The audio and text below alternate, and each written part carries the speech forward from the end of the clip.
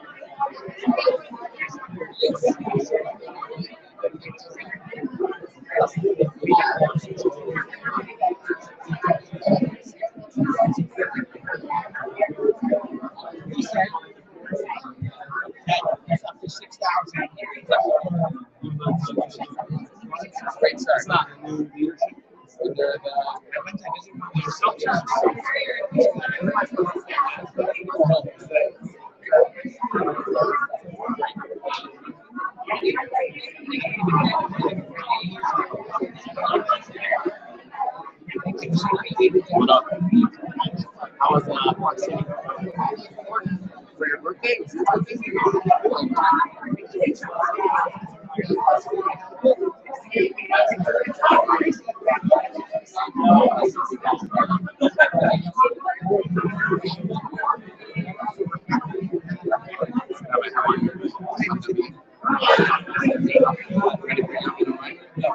I'm not even.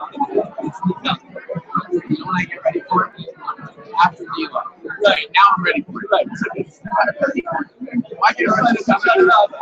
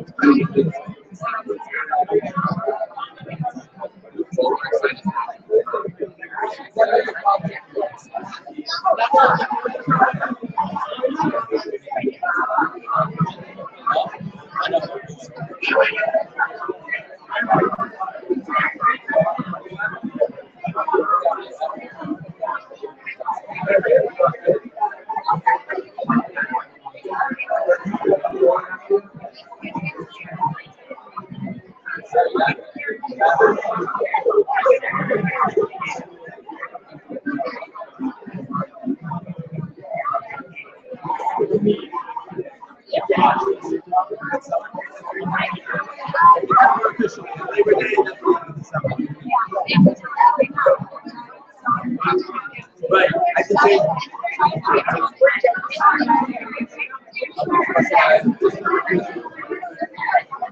like summer, like the summer.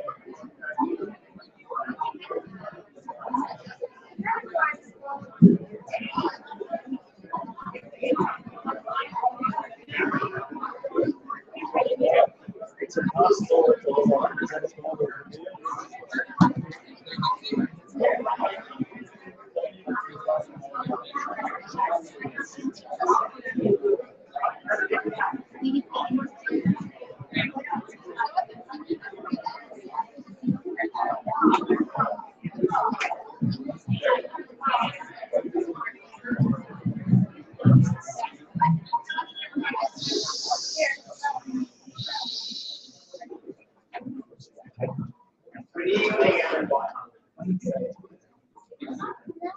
The Baal Shem Tov once said to his students that when someone passes away, there are three legitimate and appropriate responses. First, tears, grieving, and mourning. Second, silence. Third is to sing. The students asked the Baal Shem Tov, we understand response 1 and 2, but not the third. Why should we sing? The Baal Shem Tov responded, we sing to continue the song of the person who passed on.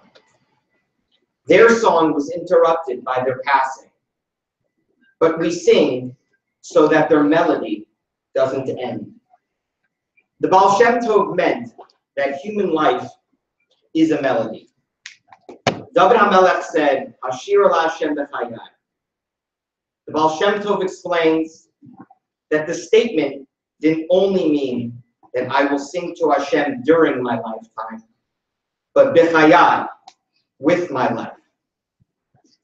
Every life is a song, and every great ballad has its ups and downs, moments of exhilaration and moments of sadness.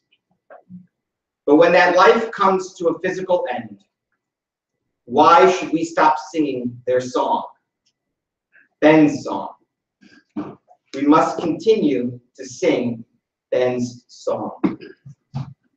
If this is true about any life or soul, I think all of us here would agree that the best and most powerful way to commemorate Ben Grossman, Zichrono Livracha, a great husband, a great father, son, friend, and a person, would be to continue singing his song.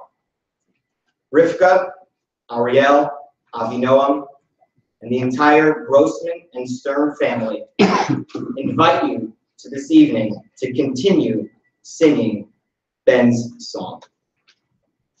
I'd like to call upon Dr. Heshi Stern, Ben's father-in-law, to make the Siyum HaMishayos.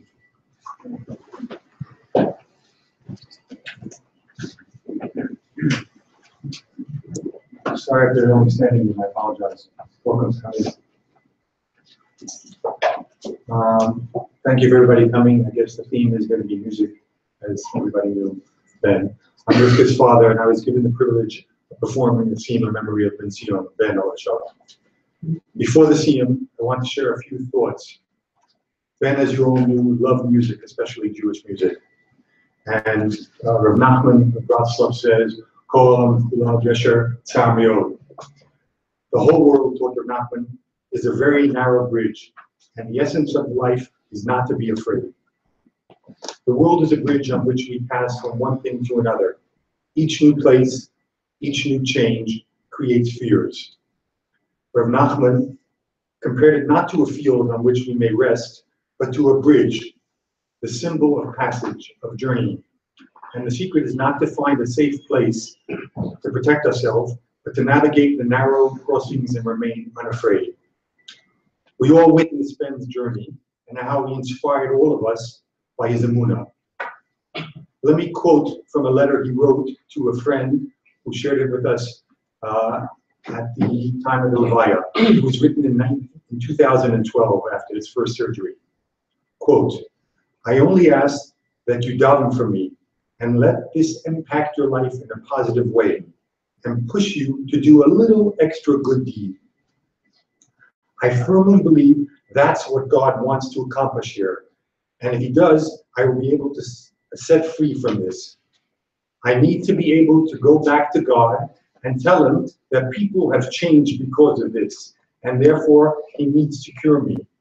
Please help me make my case. Quotation. That was written 5 years ago. The journey that Ben went through was made bearable, even wonderful, by three things. By his faith, his emunah, which we all witnessed and felt, by my dear, wonderful daughter, his wife, Rivka, and by this community. There is a joke told about two men, Schwartz and Rosen, or in this situation it will probably be Grossman and Sturm, or Grossman, whatever you want to fill in, who are walking to synagogue, and someone stops him and asks Rosen, why are you going to synagogue? Schwartz here is a believer. I know why he's going, but you're not religious. You don't believe in God. And Rosen, or in my situation, Sturm answers, well, Schwartz goes to talk to God, and I go to talk to Schwartz. Okay, and listen, religion is built not only on relationships to God, but on the connection we make to one another. And this community has that connection. We're all connected to Ben, and Ben was connected to HaKadosh Baruch Hu, and we were on his coattails. Ben managed in his short journey to marry the love of his life, Rivka. He managed to raise two children, Ariel and Avinoam, whom he loved more than anything else in this world. And he managed to give cover to his wonderful parents. To continue that legacy, we must do one more deed, as he asked. Do what he would have done if he had lived, and do what he did when he did live. Such as invite that lonely individual in shul who had nowhere to go to share his Shabbos with, which he did often. Okay, and we would come to the house many a time and meet individuals, singles particularly. Show love and affection to special needs children. Everybody knows his relationship to Yonatan and to others. To give to support to physically and emotionally needy among us with no judgment. Whatever, no matter what their difficulties were, Ben was there to help them and without a judgment. And support our rabbanim and educators who are the backbone of our community. And Ben felt very strongly about that, both verbally and through his pocket. And above all, not to be afraid on our journey through life. That's really what he taught us. Ben's neshama will have an aliyah through our deeds. and may his soul always remain inside of us. I'll say the last Mishnah in Paris, and then I'll do the Siyum. I won't go through the Mishnah, I'll explain it superficially. There are a lot of different Pirushim on it. Amar Rabbi Yeshua ben Levi, Asad HaKadosh Baruch Hu lahanchel l'chol tzadik v'tzadik shlosh me'os v'aser olamos.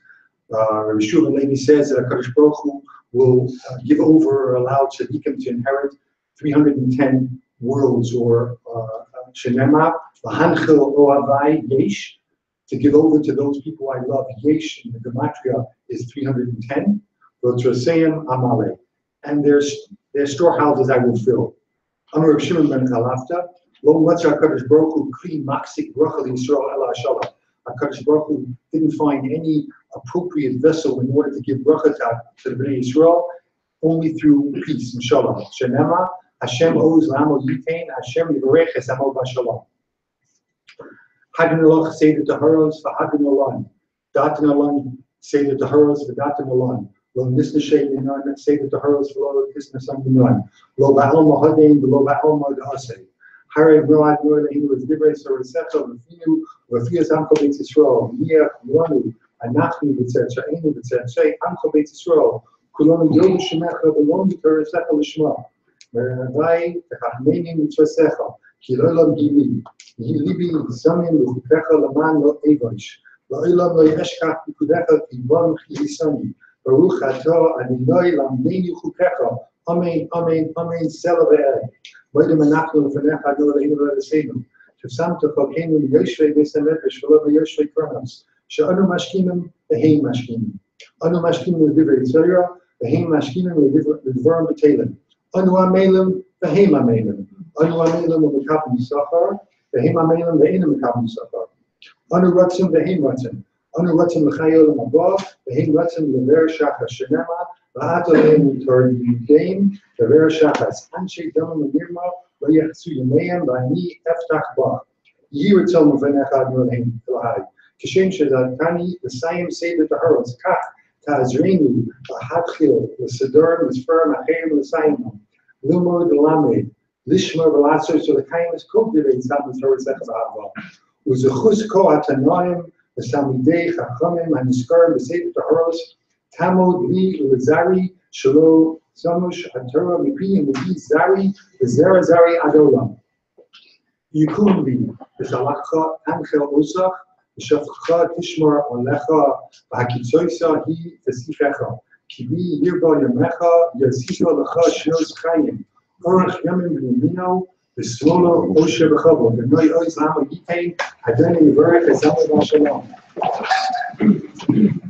Now these Kadash Me'amayim Yaman Ubasim V'Zhalito U'Achaya Me'Kaya U'Aska Yasno U'Chaya Omar U'Levivnei Karta Dushlei U'Leshachlel Heikola V'Gava U'Lemeka Pulchana Nichra Me'ara U'Lesava Pulchana D'Mishmaya Le'Yasra Yamut Kuchubrichu Ma'Pusei V'Karei Yasma Vikore Ne Vikore Mishike V'Chaye Choy V'Chaye V'Chaye V'Chol Beis Yisrael V'Adrolov Izman Kaviv V'Ruamei V'Yolam U'Mei U'Maya Yisparach Yisharach Yisparach Yisramah Yisnasei Yishadav Yishalei Yishalol Shemei V'Kuchabriku Eila Mikol V'Chosar V'Shivosar V'Shv'Chosar V'Nechamosar L'Amira Mi'Alma V'Yeruamei Ayisrael Ravanon Al Tamideon Al Kol Tamideon Al Kol Mandos K'Maresa Dinas Rohadein V'Kol Asav Asav Yehela Hanachal Shalom Rabot Kina L'Chis T'Barach V'Chaye Havichei U'Mezayne Revichei U'B'Kadam and Kadam Abun V'Shmaya V'Arab V'Ruamei Hey Shalom Rabot V'Shemai V'Chayim Tadmalei V'Kol Yisrael V'Ruamei Ose Shalom V'Mamav Uyase Shalom Aleinu V'Kol Yisrael V'Ruamei.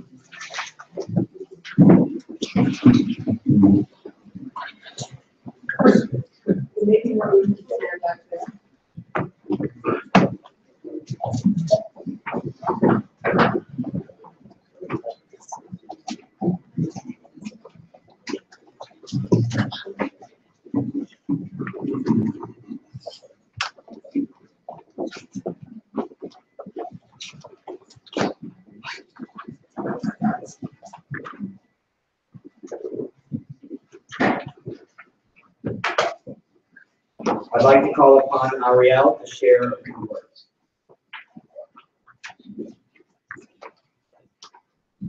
These are some things that I did with my dad.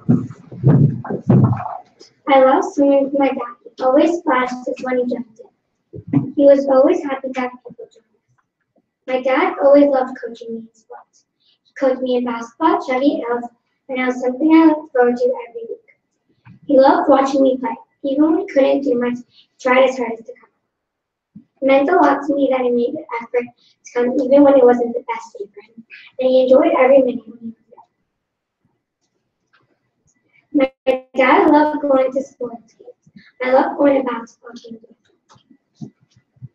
Daddy loved to surprise us with things, whether that be a new scooter, sports jersey, tickets to games, or even a surprise cruise.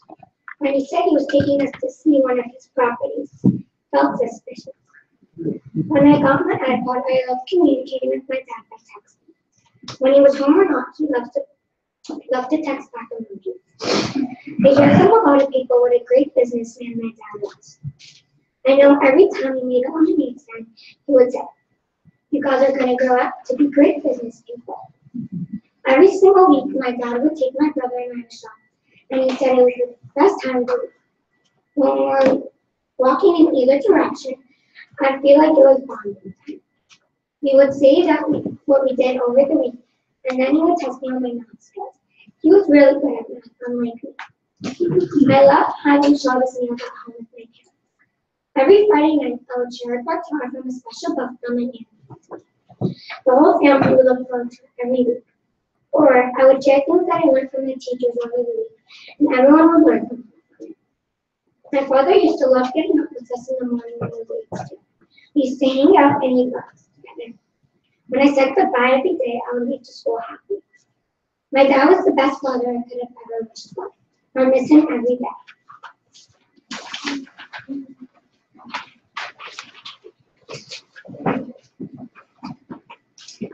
Now, Avinal. Today I want to speak about things that I love about my dad and things that we did. Me and my dad, we both love to do music. We like to listen to music in the car every day. And whenever the new USB, we make sure to get it right away. We also love to go to Jewish concerts like Baruch. I love to go play baseball with my daddy whenever we could. I also love playing all other kinds of sports. My dad loved taking me to baseball and basketball games. Daddy also coached me in baseball for a few seasons and I loved it so much. Daddy also loved surprising me with sports jerseys, sports tickets, and boxes.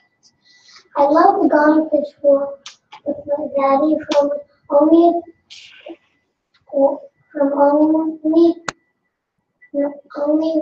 when I was 1 year old. I loved traveling next to him, Daddy, as much as I could. And when I was little, I even had a small tower to match him. I loved saying Yagah at the end so that Daddy could hear me. I remember a few weeks before my daddy died, I had a special sleepover in his room and we cuddled a lot. I love giving lots of hugs and kisses. I love my daddy so much and I always.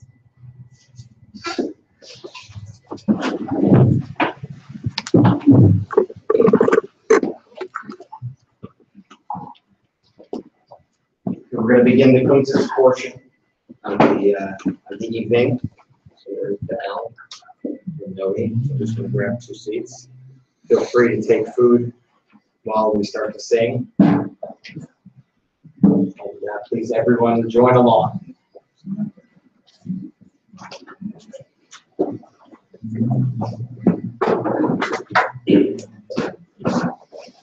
To see this mitzvah, since it seems there's Besides snacks here, there's chicken and rice and maybe food in the kitchen. I would like to fill some, make this easy.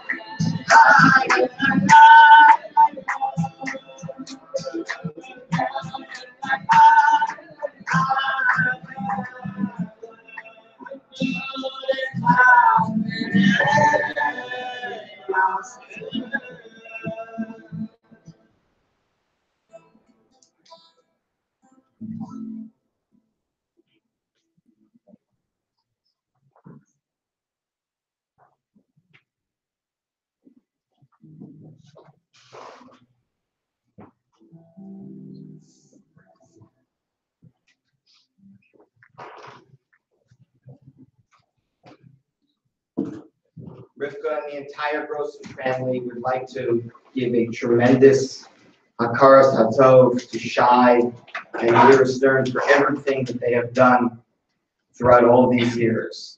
You're truly special people, and it's my privilege to now call upon Ben's first cousin, Shai Stern, to say a few words.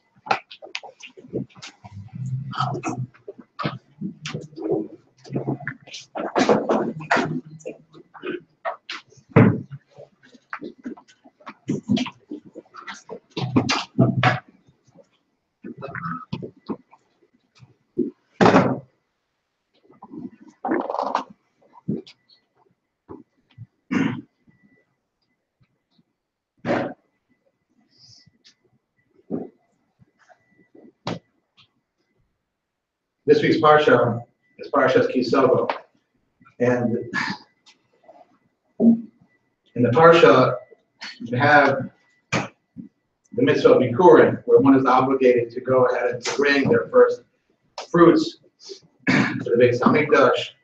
And part of the mitzvah of Bikurim is one has to say a tefillah of vidui as they bring their Bikurim.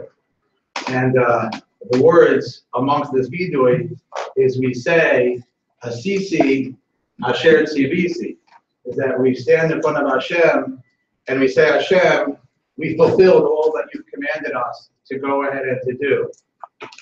And the question is, how could any one of us at any given moment, especially now that we're 2.5 weeks away from Rosh Hashanah, 2 weeks away from Rosh Hashanah now, and we're all working through our tshuva, how could any one of us at any given moment say that in front of HaKadosh Baruch Hu, have such audacity to say, Asisi, Kasher Tzivesi, that you went ahead and that we fulfilled the mitzvahs according to our commandments? Another question we can go ahead and ask is that we know in Parshas Kisavo we lay in the Tochacha. We know the terrible klolos that come upon Klal Yisrael when we do not fulfill the mitzvahs properly, and when we do not fulfill the mitzvahs, the simcha. Why did Chazal institute that we go ahead and lay in the Tochacha specifically right before Rosh Hashanah? The third question that I like to ask is that the most intense tefillah that we could all agree on, that we say on the Yom HaRom, is the Yosana Tokef. It's the peak of our davening, and we have fascinating words that were authored by Rabbi Amnon of Magensa, that we know the terrible tragedy that befell him, and the amazing mysterious nefesh, how he came into the base medrash, how they carried him into shul. There's no arms and no legs. When he composed this beautiful tefillah that we all say with such emotion. And in that tefillah, there are very interesting words. We say, and that the malachim, they scurry, they scatter.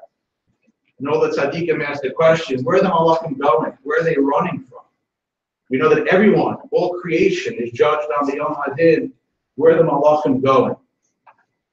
And I think that all of these three answers, all these three questions can be answered by Rashi on the Vidoy of Bikur. And Rashi says that when one says, Hashem, I fulfilled that which you commanded me, Rashi says, Samachti, I was happy with your mitzvahs, Visimachti, and I helped others rejoice and be happy in your mitzvahs.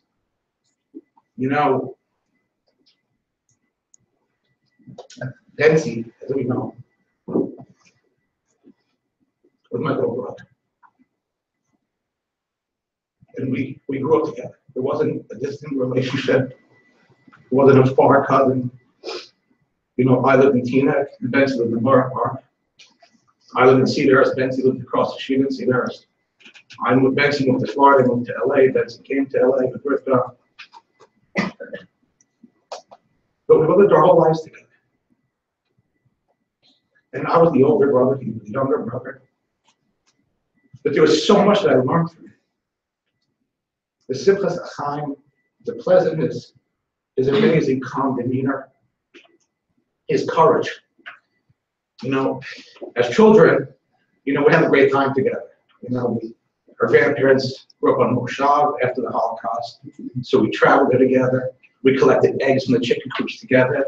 We traveled by the tractor together. We caused trouble together. You know, I was a couple years older. I was clearly more instigating. You know, but we went through so much, like basketball together. The courage and that calm demeanor that Betsy possessed was something that was so inspiring. You know, the night before Betsy had his first surgery, as many of us can remember, I was beyond. There were no words to describe the feeling of inspiration that I think we all felt when we came into shul and Betsy had sensors on his head, already demarked, where he was going to be operated on in the morning. Meaning, who has the courage to come into a base medrash the night before surgery and to stand there with already saying, I know I'm going through this, but I'm there because I know you're davening for me. I thank you for davening for me, and I'm there with you because I know you're there with me, and I'm there with you, we're one together. It's just unbelievable. My daughter got married a little less than 2 years ago now, and Betsy, you know, he looked great. He was so beautiful and handsome, and he had such a radiant smile. He was amazing. But his arm wasn't working, and he wasn't well. But he gathered the courage. He flew to New York to come to the He wouldn't miss it for the world. You know, and it was hard for him to go. People came over to him, they gave him Shalom Aleichem, and he had to push his arm, you know, to give Shalom Aleichem back and say Mazel Tov. But that smile was plastered on his face. It just has to inspire each and every one of us to go outside of our comfort zone, to go ahead and to say, you know, it's not easy for me. But look, if Benzi was able to go ahead and to say, this isn't easy for me. You know, I remember I was here visiting him, you know, literally a couple of days after he never had to start wearing that bracelet for a wall risk, and an Uber pulls up in front of the house. And I said to Vince, I said, where are you going? He goes, I gotta go check out a property. I said, wait a minute, sit down. Where are you going? He goes, I'm going to check out a property. And Rivka looked at me, she goes, and she rolls her eyes at me, she goes, what am I supposed to do? Like, he secretly wants to go in this, what things happen. And that's where he went. And I said, Vince, I'll go with you. He goes, no, I'm going. And the courage, the having the ability to go outside the comfort zone. You know, in this week's parsha, it says beautiful words. It says, V'ata amarta anochi eitev, eitev, eitev imach.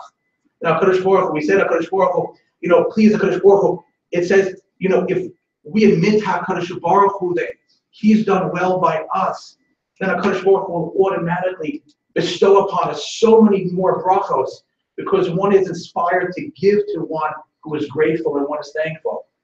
I remember once coming to visit Benzi, where the words out of his mouth, even when he couldn't speak, the words that naturally came out without any thought was, I have so much hakar satov. When we say these words, you have so much hakar satov, where does that come from? Where does that come from? And I can say this with amazing confidence and the truth. It comes from a home. It comes from the home that he was brought up in. It comes from where my uncle comes from. You know, Betsy had an amazing source to live with his grandmother, Dr. Reisler. Well, I remember so clearly where my aunt comes from, our Sabbath Savta. But it's a house of Torah, a house of priorities, a house of clarity. And when Betsy, you know, married Rivka, the Stern family, the clarity, there's just an amazing sincerity of real Jewish behavior. We know where we come from. We understand that with sense of purpose. And we rejoice in that purpose. Rashi says, Samachti. I'm happy with what my mission is, and I understand my goal is Visimachti.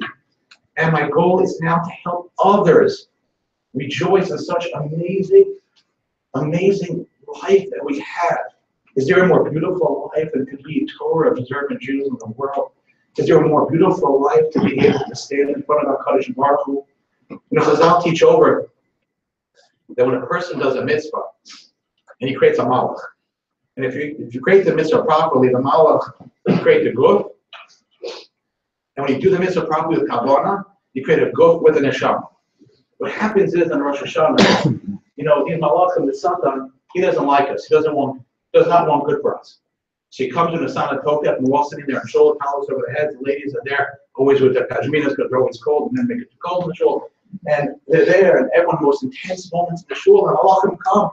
And they said, Hashem, you want to give these guys the good years? Look, when they bench, they didn't bench properly. When they did this mitzvah, they didn't have the right kavanas, they had ulterior motives. And Hashem says, you know what, those malachim, I don't want to know from those guys. Well, malachim, you guys gave chafizim. Go, scatter, scurry away. Because you want to know why? Because my Jews, my children can say, Samachti, we rejoice in your mitzvahs, we're so proud to be Jewish v'simachti. And we help others, we make others be proud of the mitzvahs. We bring joy to others. This community, you, all you people here, all you my friends, that, you know, it says that a close neighbor is greater than a distant brother, a distant relative. This is what Benzi has. This is what Rivka has. This is what the children have. Is this beautiful community on Pico. And what you all can now stand up in front of HaKadosh Baruch Hu in a couple of weeks and say, Asisi, Hashem, we did it. We did what you wanted us to do because we brought simcha in a place of darkness. We brought simcha in a place of mourning. And we cared for Benzi. And we care for Rivka and the children, that they should continue in that path. And that is what the goal is. And that is why HaKadosh Baruch Hu says that go lay in the tochacha before the end of the year. Because Chazal say when it comes this week, when we all go to shul and we hear the tochacha, and the Balkuri tries to hurry through it, we don't want to know such tzaras. The Chazal say focus on those words, but they should practically stay in the clock. They should never come out in reality. Because the Nusach Sfard, those who daven Nusach Sfard, there's a magnificent tefillah. And those who don't, I encourage you to open up a Nusach Sfard Maser. There's a magnificent tefillah that is right before Marav, the first night of Rosh Hashanah. And the tefillah is called Afros Ketana, my little sister.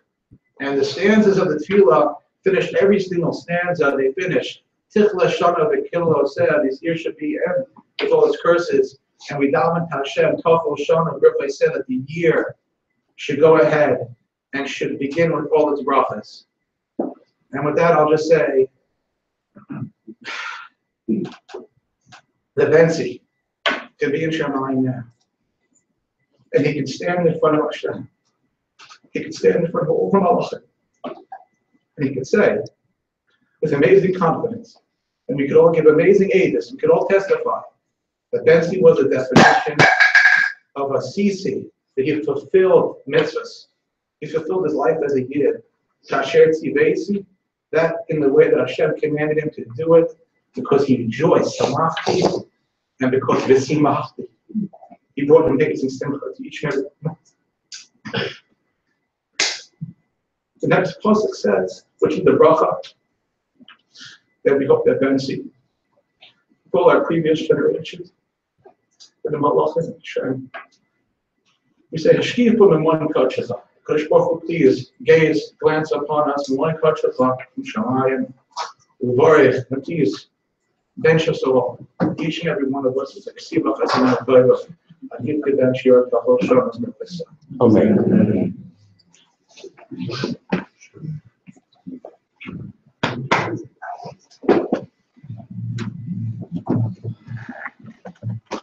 Okay, we're going to sing a little bit more. Sing something faster, and we're going to sing one of Ben's favorite songs from Mantra. If you like Eitan Cats, we're going to do Eitan Cats. Everybody feel free. If I suffer, come close. Rabbi. Right here.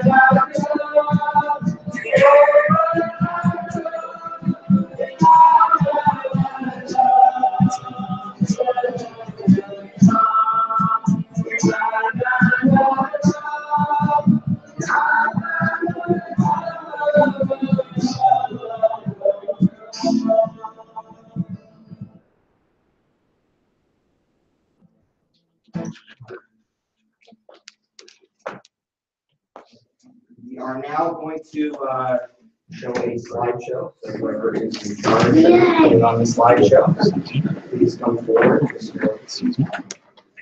Giselle, the floor is yours.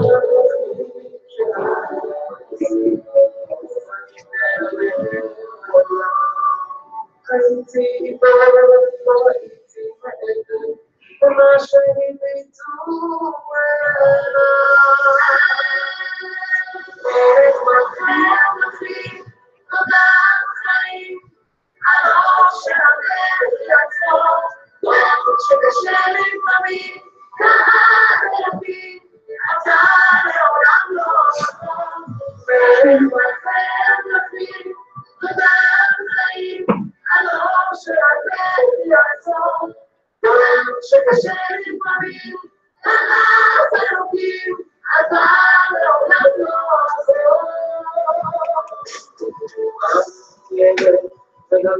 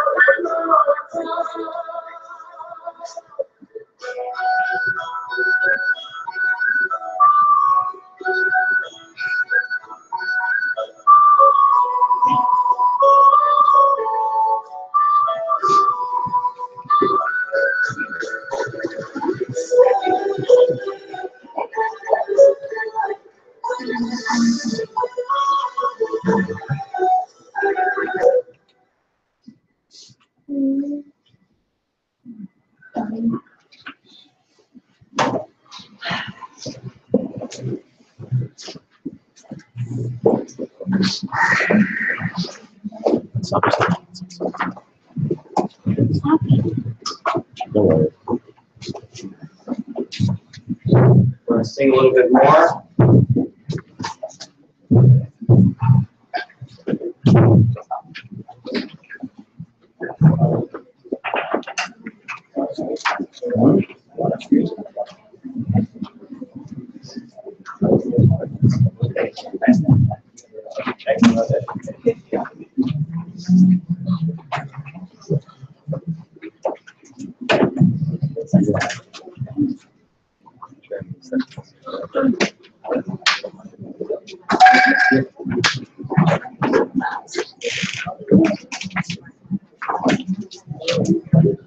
Okay, we got some drums.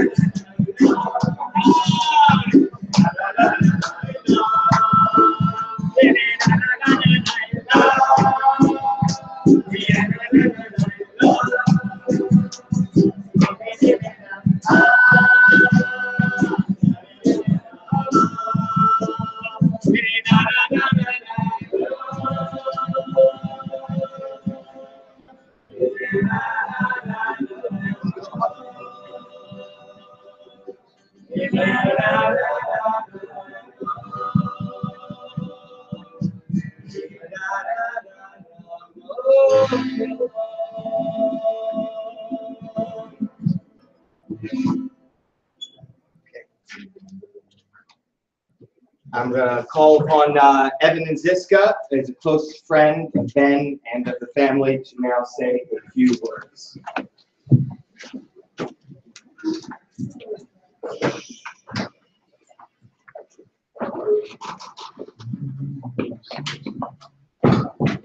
Good evening, everyone. When Rivka asked me to speak tonight, I said yes fairly quickly because I thought it would be a meaningful way to honor Ben. But then when I actually had to sit down and put some thoughts together, I really struggled with what to say to him. I don't have any profound philosophical thoughts or divrei nachama or divrei chizuk, and so I just thought that I would share some personal experiences and connections that I had with Ben. As I was reflecting on the friendship that I had with Ben, it struck me that we were able to develop such a close relationship, given that we had only met each other 11 years ago. Truthfully, the really strange part is that we only met 11 years ago. There were so many other instances in our lives where we probably should have crossed paths before then. We both grew up in the New York area. I knew and lived near his cousins, the Stearns and Teaneck. We had mutual friends during high school in Yeshiva in Israel, and we were even at YU at the same time. But I never met, nor had I even ever heard of Ben Grossman until we were introduced to each other when Ben, Rivka, and Ariel moved to Los Angeles in 2006. I know that part of our ability to develop a deep friendship was because I experienced many difficult life moments together with him. But I think that a big part of that friendship was based around our mutual love for shul, davening, and singing together, and I thought that I would talk about a few of those instances tonight.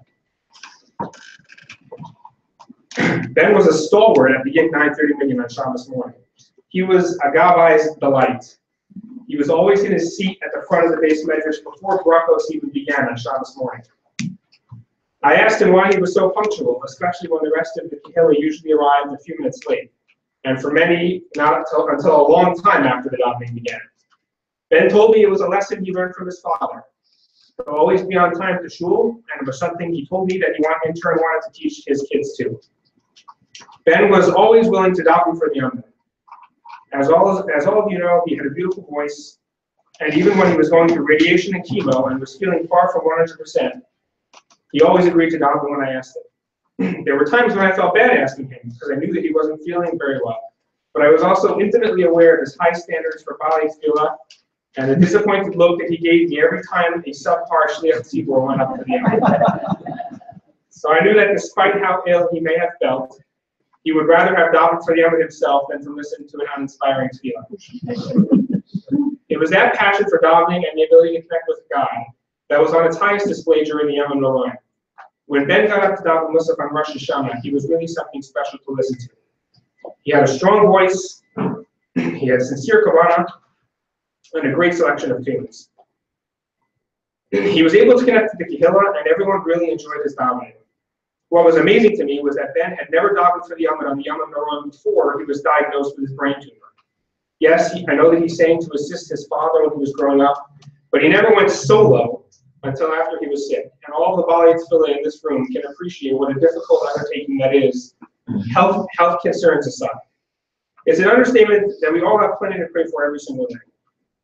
But somehow, the Yom Noraim for some of us, become one of the few times during the year when we are able to find the real proper kavanah and beseech the Almighty to remember us and grant us a good year.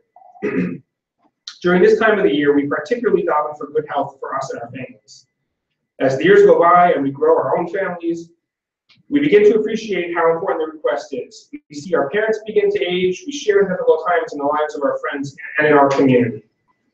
On the Yom Noraim, when we have this laser focus, even a completely mediocre Baal Tefillah should be able to inspire us and give us strong kavanah. Al achas kama v'kama, having a talented Baal Tefillah like Ben. And al achas kama v'kama, having Ben daven while he was suffering with the illness that he had. I remember when Ben got up that first year to begin the Hineni, that Rabbi Zev Goldberg, the assistant rabbi at Young Israel Century City at the time, stood up to face the congregation and said something to the effect that if you can't concentrate and sing along with Ben, who has a brain tumor, while he reads Musaf on Rosh Hashanah, you probably don't have a heart.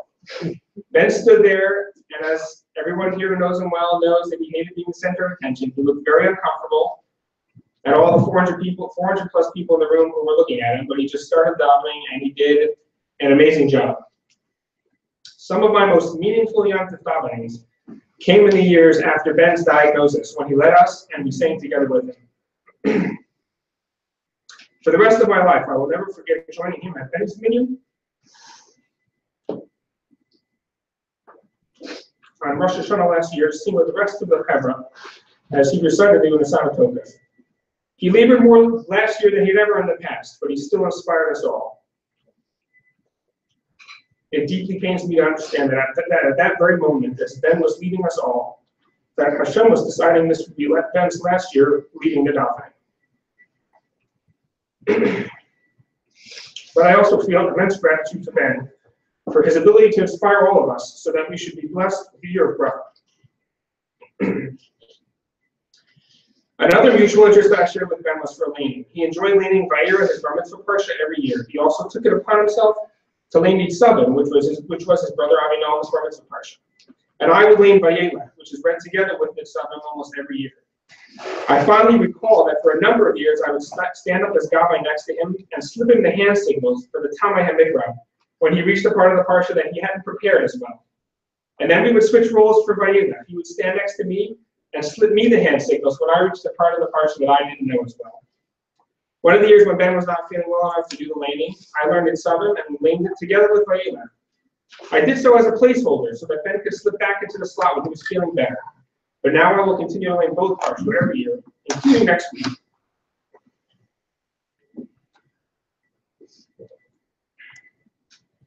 And will feel Ben standing next to me, just as I'm sure he felt Avinon standing next to him.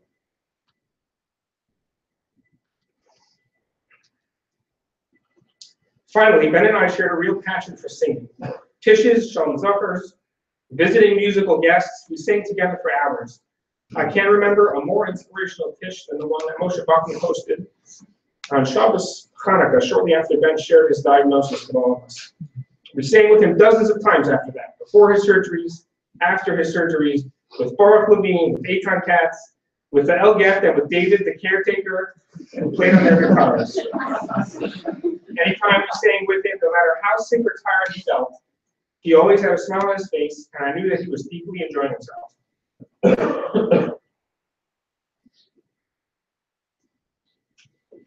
No one besides for me was more excited for the Shalom Zucker.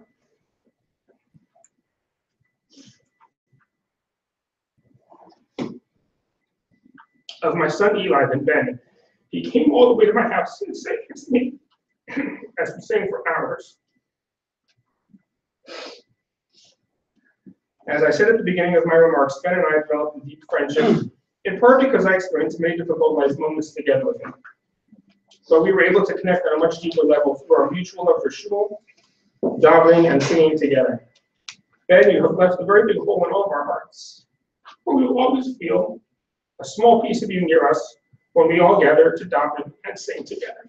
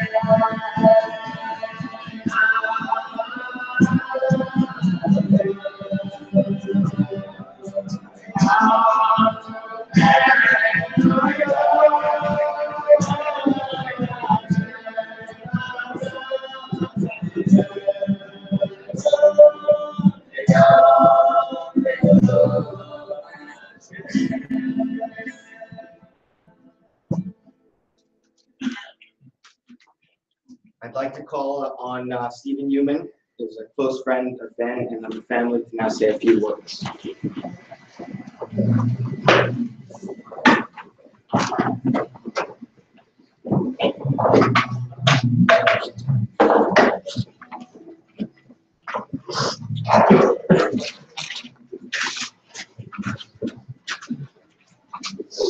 When Rivka asked me last week to share a few words about Ben, it gave me an opportunity to reflect on the month or so since his untimely passing. At the funeral and during the Shiva, many of us talked about Ben's love of all things Jewish, holidays, rabbis, walking to shul with Ariel and Avinoam. We also reflected on how much he loved and cherished his time with Ariel and Avinoam, as well as all the children with whom he interacted, many of whom are our children. As I began thinking of what to share tonight, which stories to highlight or what lessons can be learned from this unspeakable tragedy, I found myself asking a basic question that I had not previously focused on. From where did Ben find the strength during these years to do all the things mentioned above? Enjoy Shabbatot and holidays with family and friends, vacations, coach his kids' sports teams, continue his work in real estate. How does someone who's been given such a shocking diagnosis at such a young age find the strength to live a complete life, a life full of love and friendship and fun? A few examples. Almost a year ago, as Evan mentioned before, many of us were in attendance as Ben, despite horrible pain and decreasing amounts of stamina, davened his heart out as the Shaliach Tzibor on the second day of Rosh Hashanah. He could barely stand, yet he found the strength to lead the Kehillah the most demanding services. Another example, several years ago after his second surgery, while his walking was severely impaired, leading him initially to be confined to a wheelchair and subsequently able to help with the help of a walker, he still insisted on going to shul on Shabbat and Yom Tov. I had the honor of escorting him on some of these trips, as did many of our friends here. He was really, really struggling, and yet there was no chance he wasn't going to make it. On a personal level, this past May, when Ben was limited to at most one short outing per day, he insisted on attending our daughter's bat mitzvah. He got dressed in festive attire, and he made the trip to the Lutz Hotel, where he sat at our table and he shared in the simcha. I know how difficult that must have been for Ben on so many levels, and yet he summoned the strength and courage and came. And finally, and more generally, he battled the disease day in and day out. He had massive surgeries and tests, treatments, rehabs, MRIs, and so on and so on. And in the rare instances when he may have complained, it was fleeting and short-lived. 99% of the time, he valiantly fought, and he won one battle after another. So when I thought about how to answer this question, from where did Ben find the physical and emotional strength, it brought me all the way back to the beginning. You see, 6 years ago, or 5 or 6 years ago, after Ben's first surgery, a group of us, many of whom are here today, this evening, walked over to Cedars-Sinai Hospital on the Friday evening following Ben's surgery. We knew it had been a very difficult surgery, and the road ahead was challenging. Ben was exhausted, but he insisted on joining us in the chapel at Cedars in his wheelchair, and we davened Kabbalat Shabbat together. I think Moshe Bachman may have led the davening. At the conclusion of the davening, as we were leaving the chapel, Ben and his father began singing Tov Lahodov Hashem, Tov Lahodov Hashem, Tov Lahodov Hashem. And we turned around and we joined, singing slowly and quietly, but soon escalating. And we began to sing it louder and louder, and we began to dance around Ben. And we sang, and we danced, and we danced, and we sang. And I will never forget the look on your face, Mr. Grossman, as you and Ben and all of us sang together.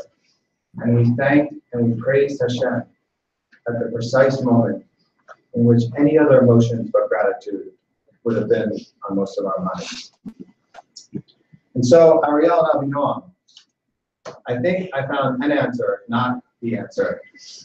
Your father's approach to life was Tov Lahodov Hashem. He found his strength from being able to say those words over and over again to himself. Thank you, God, for the blessings you have bestowed upon me. Thank you for Ariel and Avinoam. Thank you for Rivka. Thank you for my parents and sisters and in-laws. Thank you for my nieces and nephews and brothers and sisters-in-law. Thank you for my friends and for this amazing community. When he could have been angry or sad or envious, he simply said, Tov lahodot Hashem. It's good to give thanks to the Lord. I don't truly know how Ben did it, and I'll now never have the chance to ask him. But I know that he lived a life guided by gratitude and appreciation. And I know for sure that all of us in this room can benefit from following the examples that Ben set right in front of our very own eyes.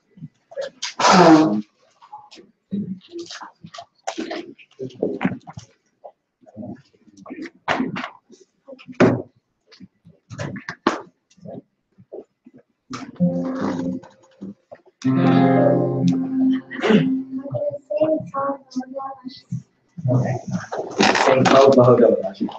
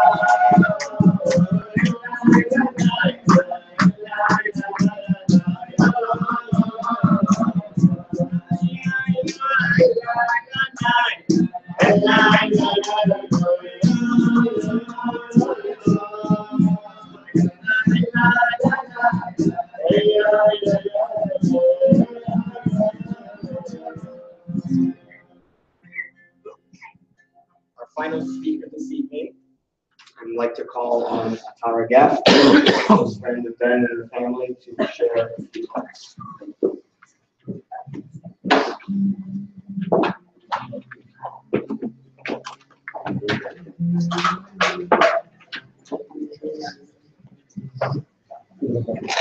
I'm a little bit nervous, so I'll keep my emotions and my thoughts in check.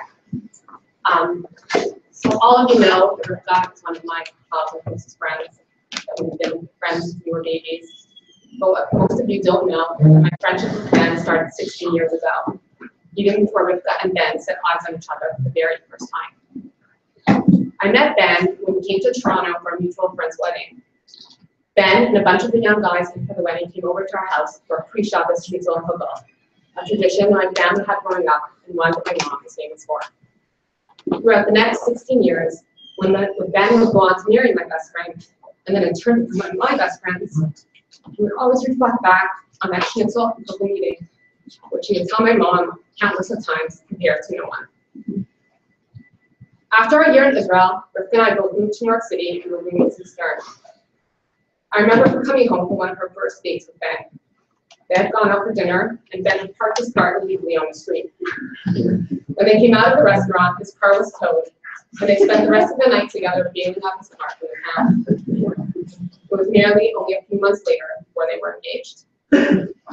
I remember their engagement party in Toronto. There was a blackout that night, and they had on these silly shirts that had a picture of them in the front with "I marry you" and a yes on the back. I remember meeting Ben's family that night, his parents, and his three siblings, specifically his oldest sister, Romy, who to the day he died was one of his closest friends and confidants. Their wedding was one of the first from our group of friends, and I remember that night was filled with so much love and excitement. Rivka and Ben moved to Riverdale to start their life together, and then moved to Boca. I had graduated Stern and was off to medical school in Israel, and I believe it was the summer before I left that Rivka and I were both in Toronto visiting our family, and she came over to my house to catch up. I remember both of us stretched out on my green couch in my office, and her telling me that her and Ben were expecting a baby. Her pregnancy with our precious Ariel was not an easy one. She had a few scares on certain lab results, and she delivered Ariel in a hurricane in Florida when the power was out. But when Ariel came into this world, there was no one that her and Ben could ever love more. Rivka was set on the name Ariel, but Ben wanted the name Naomi. Rivka was adamant in her decision to call their baby Ariel. But on that day that Ben went to Shul to name her, he got up on the bima and named her Naomi Ariel. Of course, Rivka was furious. And after he told her, she said to him, her name might be officially Naomi Ariel, but we are calling her Ariel. And that was that. Shortly after Ariel was born, an opportunity for Ben opened for him to start a Meridian branch here in LA, and they came for the summer to try it out. They started off in a rental in Hancock Park, and at that point, I was in medical school and dating to Al, and was visiting him in LA over the summer. I remember hanging out with Rivka and Ben at the rental. We stayed up late that night, eating pizza, laughing, and joking around. It was only nearly a few hours later that Ben received a call that his dearest little brother, Avinoam, had been swept up by the sea and eventually he passed. The death of Avinoam forever changed Ben. I recall a few months after Avinoam's death, when we were both in Toronto visiting family, I went over to Rivka's parents' house to hang with them and found Ben walking the streets of the Elderberry cul-de-sac. He used to take these long, introspective walks after Avinoam died. I remember just silently walking with him. We had started to come close at that point, and no words were needed. Ben at that point had began to reflect on life and meaning. He was always a spiritual guy. This strengthened his spiritual resolve for him to find meaning in this awful tragedy. Ben became involved in multiple charities, organizations, and kollels. But he didn't only become giving his time and tzedakah, but also physically, actually being a bone marrow donor for a man in New York. He was so excited to be able to do this difficult mitzvah and never even hesitated for a moment to help someone in need. Little did he know that it was just a few years later where he would also be fighting for his life as well. As Ben and Rivka settled into their life in LA, and married to Al and eventually settled in LA too, Rivka became pregnant again, and when it was a boy, it gave Ben such solace to name his son after his beloved brother, Avinoam. I recently told Avinoam the story that Ben asked the El and I to be kfater for Avinoam at his bris for us to have a child of our own. And little did I know at that time, and I would find out just a few weeks later, that I was pregnant with my in-law. We now had 2 boys just 9 months apart, and the friendship of our own youth could be now instilled and recreated in our children. Ben was the ultimate dad. There was nothing he loved more than Ariel and Avinoam. He loved to play sports with them, swim with them, just be with them. Around his children, he was like a child. He took such pleasure in the smallest things. Ariel, he loved her intelligence, your maturity, and your sense of humor. Avinoam, he loved your sensitivity, your humbleness, and your heart of gold. He was so proud of the two of you. One of his biggest and most prized accomplishments in life. He loved to cuddle and smush you guys. And even when he was so sick and in a wheelchair, I would love to watch Avinoam climb into his wheelchair and smush and cuddle him. There was nothing that brought him greater joy. I think that Al and I watched Ben interact with his kids and learn to be great and loving parents through him. Of course, then the last 5.5 years got tougher. Just for a moment, I want to speak about Rivka. Throughout these last years, I, maybe more than anyone else, saw firsthand the total devotion, detail, time, and attention they put into Ben's medical care. It really was remarkable. In my life, even as a physician, I've never seen anyone take on solely as much as our headstrong Rivka did. Whether it was to each doctor appointment, second opinions, surgery, chemo, radiation appointment, hospital stay, or insurance bill, she was on top of it all. At the end of Ben's life, there was no one that could care for him or understand him the way Rivka could. She knew when no meant yes, and he wanted her by his side constantly. She was his crutch, and her devotion to him showed no boundaries. I recall the day Ben told Al and I about the brain tumor. I remember the shock and the pain. Al and I were both at Cedars at that point. It was a hard balance, being a physician, the best friend, trying to make sure Ben got the best of the best, finding the top doctors and the best therapy. But Ben never complained. As Al said in his hesped, if you asked Ben how he was doing, he would always say, incredible. The first few years after his first and then second surgery, when life got busy with doctor appointments and treatments, in order to lessen the load, Ben, Rivka, Ariel, and Avinoam used to come to us every Friday night for dinner. It's a standing arrangement. I reflect on those Shabbos with such fondness. I loved having them with me. They were my family. Our kids would play together, and Ben and Al would kibbutz and sing New York at the top of their lungs. Ben and Al loved the music. The nights playing piano, guitar, and singing way past midnight will stay with me for a lifetime. Even with everything medical going on in the background, those memories to me feel like true happiness and love. I have a few funny stories to tell about Ben when he went through his intensive, intrusive, painful treatments of 5.5 years. The first was when he had his second surgery in San Fran. He was supposed to be discharged on Friday afternoon, and they were to stay in a hotel over Shabbos to make sure he was stable before flying back to LA. I flew in for a quick trip to see him in Rivka, and I was helping to move him from the hospital to the hotel. Ben, was his typical self, adamant that he wanted to leave the hospital, and he wanted to leave that minute. He couldn't wait another second, and the transport team with the wheelchair was just taking too long. He basically, unsteadily, got up, sat in one of these wheelie chairs next to the computer, and made us wheel him out of the hospital on it. Of course, still unsafe and not steady, but Ben insisted, and we were laughing hysterical as we wheeled him down the halls with the staff yelling behind. I also recall once when he was at the hospital Cedars getting a PPG, a procedure where they tape a bunch of electrodes into his hair. It's very uncomfortable, and Ben was not happy. Of course, he was vaping, never mind that it was a hospital, completely not allowed. But all who knew Ben knew he would just chuckle and flirt a little with the staff, and everyone would turn a blind eye. And as his technician was placing the electrodes in his hair, Ben reached into his bag and pulled out a Twizzler, started to offer candies and then chocolate to the tech. The tech chuckled and said he remembered Ben from his last visit here a few months ago, when he too started talking up the staff and handing out candies. He said in all his years, he never met someone with that charisma. That was our Ben. On the same note, I remember visiting Ben last year with my sister Yona when he was in the rehab at Huntington after his third surgery. He insisted on taking multiple selfies with the three of us and told the staff we were his ladies' friends, always joking and teasing. So person. That was our Ben. One of the last times Ben got out of the house was when he came to an intimate Friday night dinner in Yona District to celebrate his 35th birthday. I know it wasn't easy for him. He was so sick at that point that he could hardly talk. He gave me a kiss on my cheek and said to me in a slow, stuttered speech that he loved me and he wouldn't miss it for the world.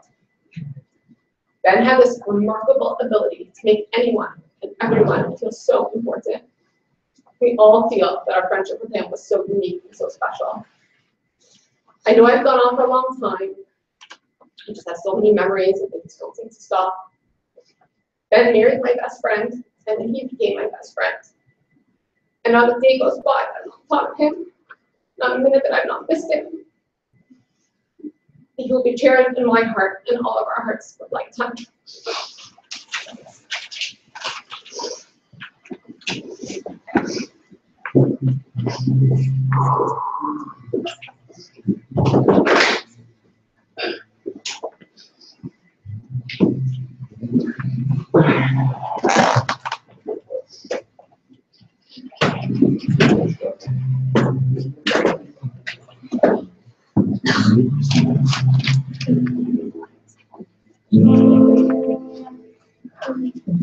We're going to sing now.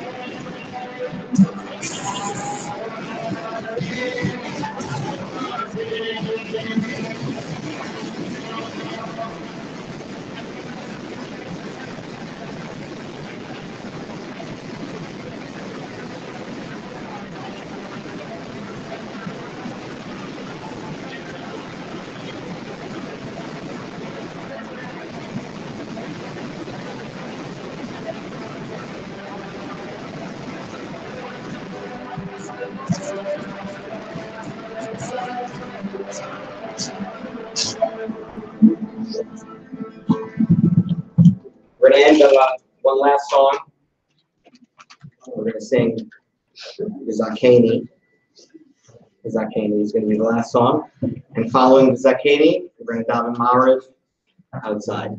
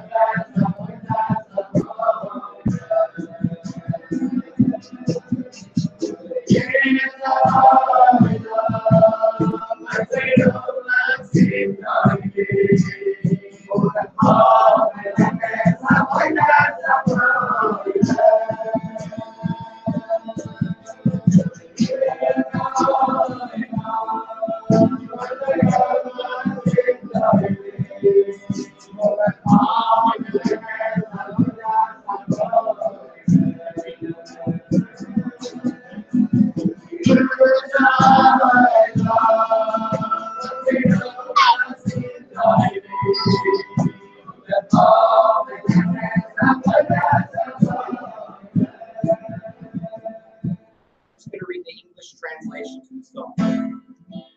God, I want to live longer, privileged to raise my kids and grandkids, wise in knowledge, who love Hashem and fear God, the nation of the truth, and their offspring carry the holy blood, and connected to Hashem, and light up the world with Torah and mitzvahs to serve Hashem.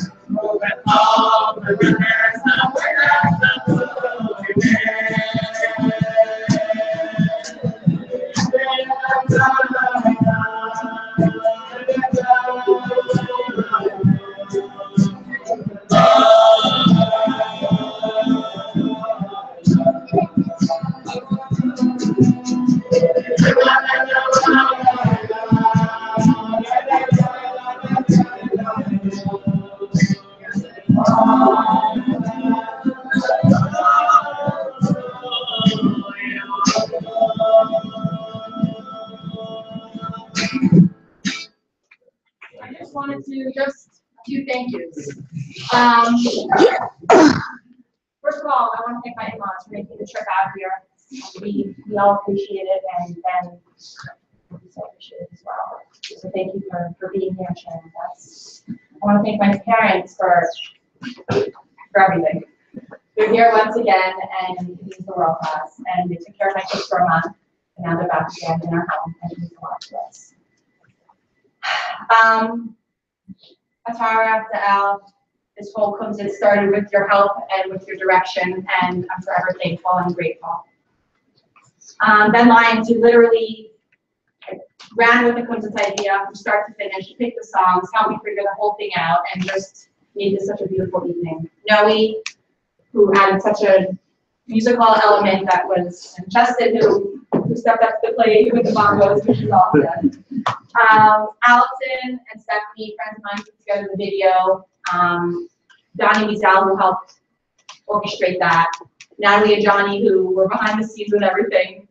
Natalie and Danielle Spivak, who put together beautiful books for my kids, which are going to arrive in a day or two with messages from all of you, which will be meaningful and special. Zeb Nagel, last minute live feed for everyone who wasn't here, who did a beautiful job with that. Shai Meira, who I never had a chance to thank at the funeral. That was my one regret, and I'm sorry he could be here and show you for watching us today. Who else? Rabbi Graydon. All the rabbis from the